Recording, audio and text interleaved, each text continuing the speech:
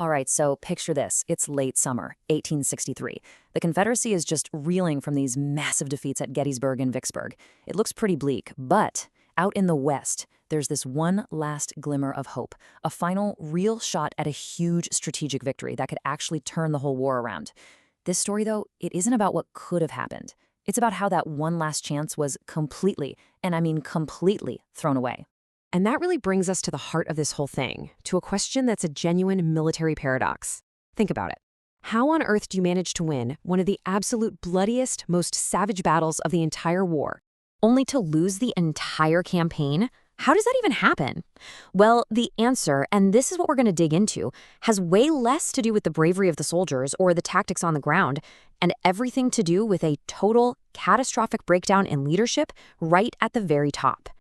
Okay, so to really get what happened here, we've got to look at the two armies squaring off in Tennessee.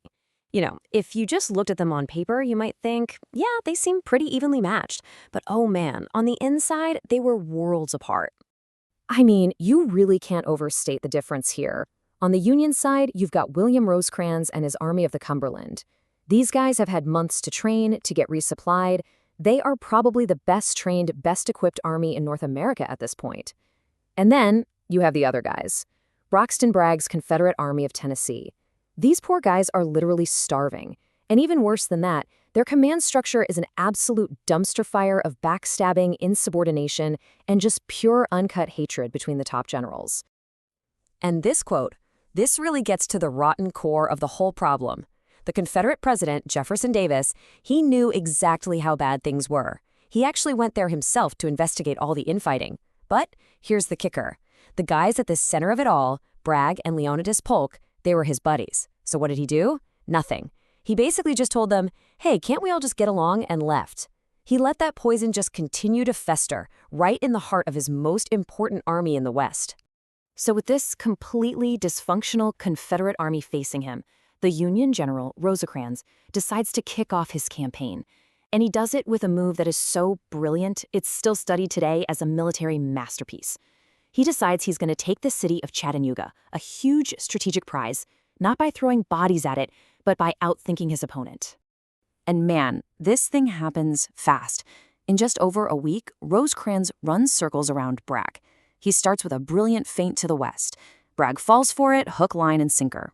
While Bragg is looking the wrong way, Rosecrans' main force, led by this elite Lightning Brigade armed with brand new repeating rifles, just sweeps around to the east, grabs all the key mountain passes, and suddenly they're in the Confederate rear. And remember that command dysfunction? Well, Bragg's generals who can't stand him, they're barely even talking to each other. The whole defense just evaporates. Bragg has no choice but to pack up and run. So just like that, Rosecrans has won a huge strategic victory. He's taken all of Middle Tennessee, and he's done it with barely any casualties. It's a massive win. But, and this is a big but, this easy success turned out to be a double-edged sword. It made Rosecrans dangerously overconfident. He started to believe the Confederate Army wasn't just beaten, but totally broken. And that right there was a fatal miscalculation. This overconfidence, it leads Rosecrans to march his army straight into what should have been the perfect trap. Bragg, who's now fallen back into Georgia, he sees this and realizes he has a golden opportunity to flip the script and completely destroy the Union Army. Okay, so Bragg's plan, it was simple and it was deadly.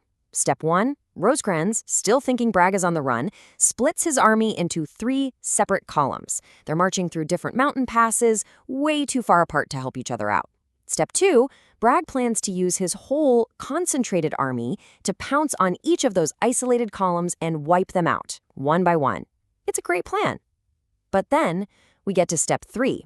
Bragg's own generals just refuse to attack.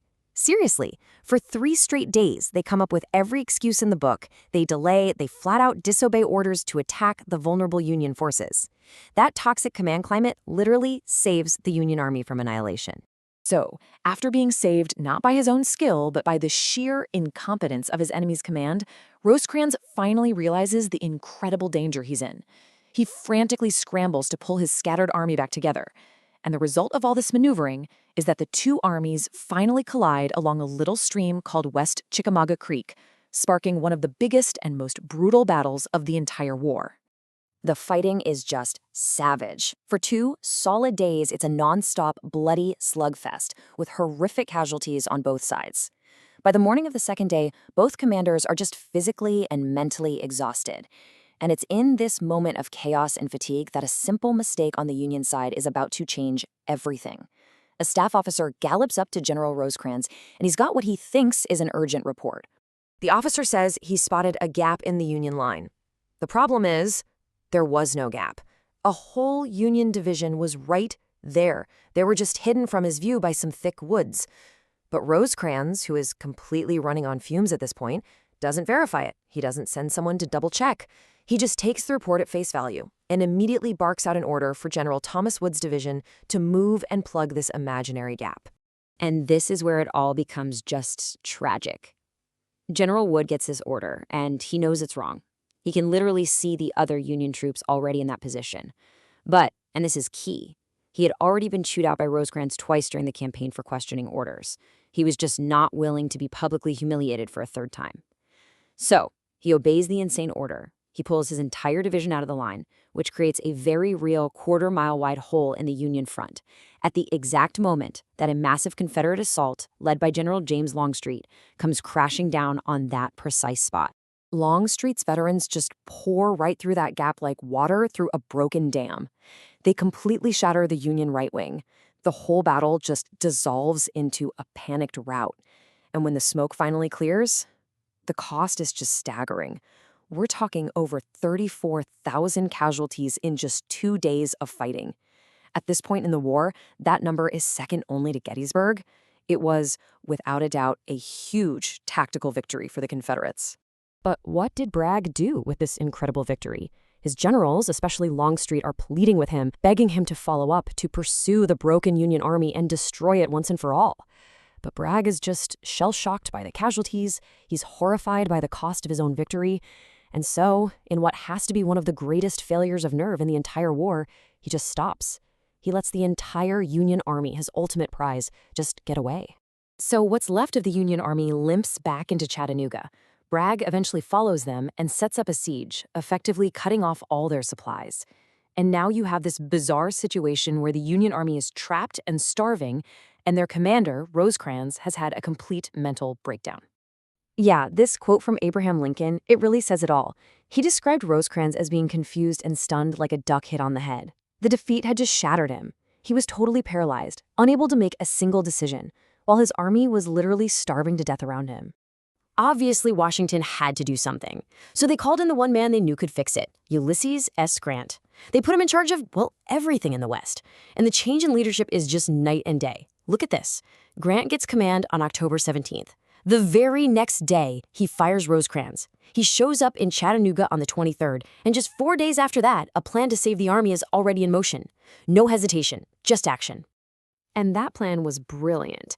Under the cover of darkness, Grant's engineers pulled off this daring operation to open up a brand new, secure supply route into the city. The soldiers quickly nicknamed it the Cracker Line because, you guessed it, the very first wagons to come rolling down that new road were full of crates of hardtack crackers. It literally saved the army from starvation. Okay, so the army is fed, reinforcements are pouring in, and now Grant is ready to flip the script again. He goes on the offensive to break the siege for good. And this all leads to the Battle of Chattanooga, and honestly, one of the most dramatic and unbelievable moments of the entire war.